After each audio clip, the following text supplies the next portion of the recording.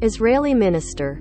Parties trying to keep coalition afloat. A key partner in Israel's governing coalition says that all the factions are working to try and keep the fragile coalition afloat, less than a year after it was sworn into office. Jerusalem. A key partner in Israel's governing coalition said Monday that all the factions are working to try and keep the fragile coalition afloat, less than a year after it was sworn into office. The coalition has come under threat by internal squabbles and escalating violence with the Palestinians. Earlier this month, a member of Prime Minister Naftali Bennett's party split from the ruling coalition, leaving the government without a majority in parliament and raising the possibility of yet another national election after years of political chaos. The eight-party alliance, made up of ultranationalists, dovish parties and a small Islamist faction, is now deadlocked with the opposition with 60 seats, each in the 120-member Knesset. That has greatly complicated the government's ability to pass legislation and raised the risk of plunging the country into snap elections. It is a challenging moment for the coalition, for sure.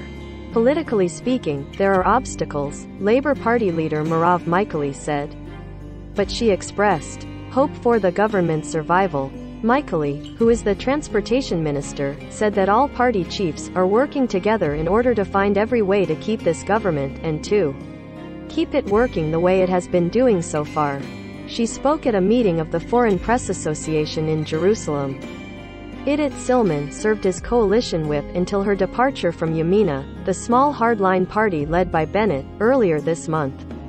She said in a resignation letter that key values in my worldview are inconsistent with current reality, days after voicing vehement opposition to allowing bread into public hospitals on the Jewish holiday of Passover. Yamina is popular among religious nationalist Jews, who refrain from consuming bread during the holiday. Bennett's coalition also faces other challenges.